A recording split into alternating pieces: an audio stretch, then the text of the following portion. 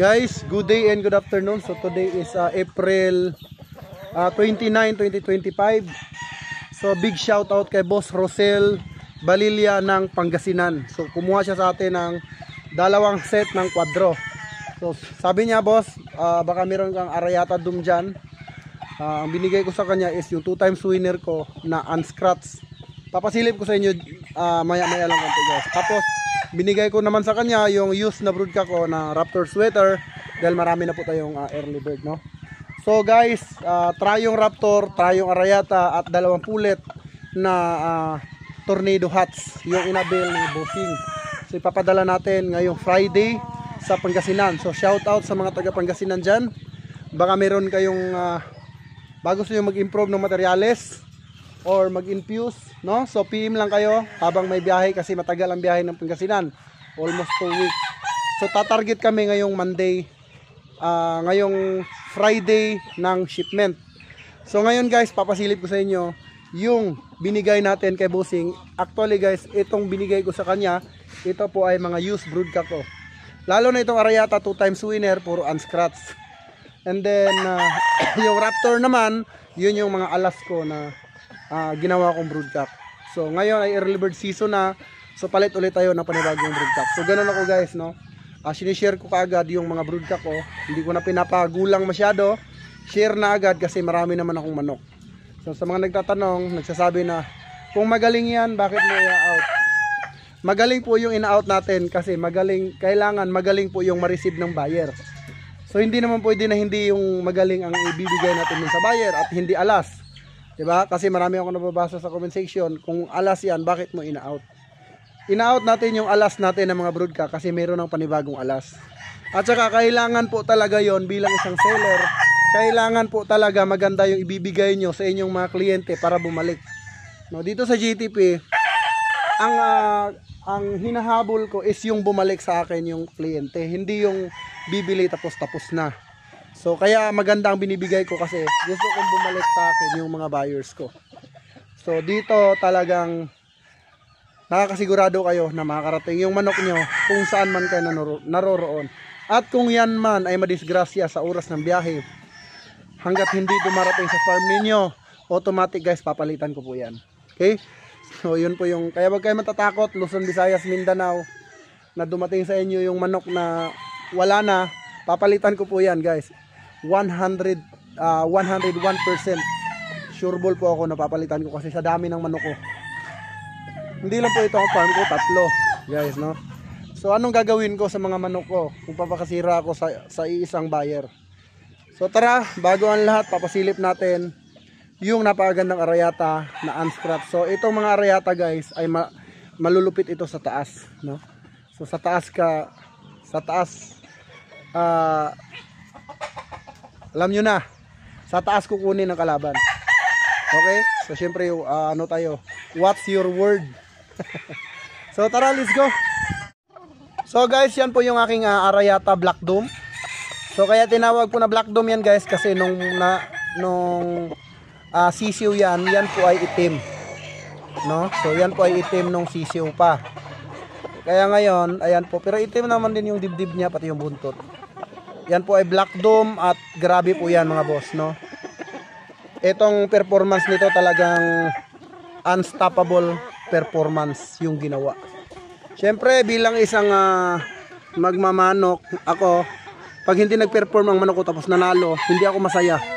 Gusto ko pinapalakpakan tulad ng laban ko nung mga nakaraang linggo dun sa Taal. So pinapalakpakan talaga yung mga manok natin guys.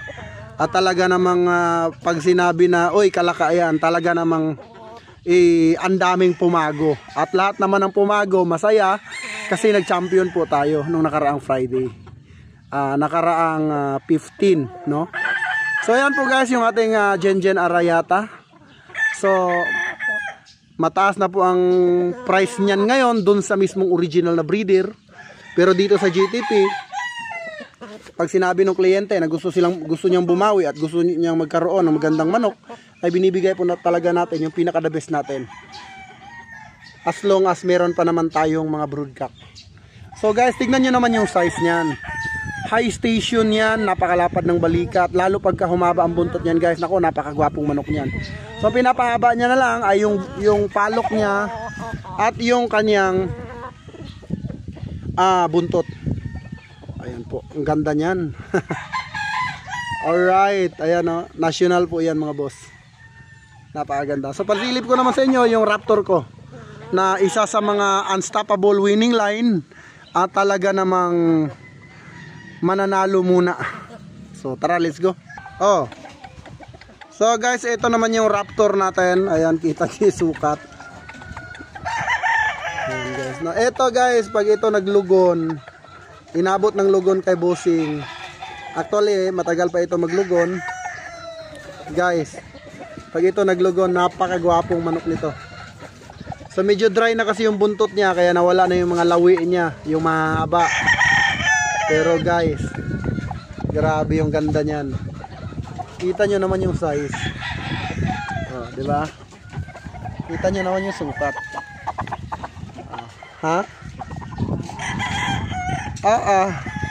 Abay, napakagwapo are. Saan ka pa? Dito ka na sa JTP Game Farm.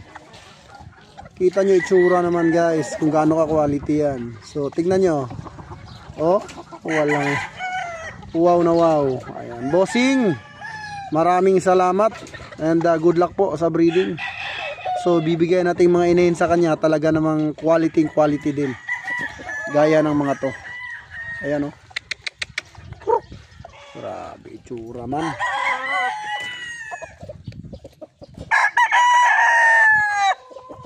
So ayan na po siya, ang ating Larry Romero sweater. Isa sa mga winningest line ng JTP Game Farm. Then guys, isisingit lang natin ang ating Madigan Gray. Ayan, yan ang ating Madigan Gray. So pwede tayo mag out ng pair, pwede rin siya lang. So may nakakuha ng mga lahi nito. Actually sa Rizal yata yon. Nakatatlo na ngayon yung mga lahi nito. And ayan, napakagandang Madigan Gray. Limited lang po ang ating Madigan Gray kasi meron po tayong financer na gumagamit ng mga Madigan Gray, kaya limited po yan. So may financer po ang JTP, kaya wala po akong problema sa manok. Talagang mabenta o hindi, meron po tayong financer na naglalaban ng mga manok natin.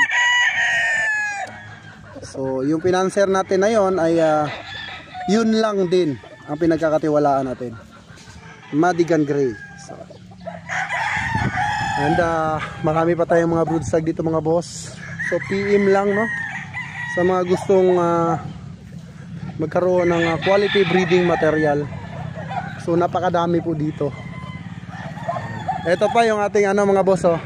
Ito kinondisyon na namin, itong Raptor na gold na bandirahan. Ito. Ayan po. So ito, nabenta ko na sana. Ang problema kasi guys, itong manok na ito ni-reserve, no? Ni-reserve nung buyers natin. Actually nakabili na siya sa akin, pero biglang hindi na siya nag-PM. Pina-reserve niya ito, pero kalaunan ay binaliwala. Kaya ito natingga. Alam, pinaglaban ko pa ito nung may pumunta dito. Sabi ko hindi pwede kasi yung buyer na yon talaga namang sure ball. Ang problema, nawala.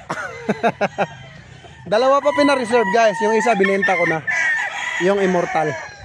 So yun lang no. Maraming salamat guys. God bless you all. Mabuhay ang bayan.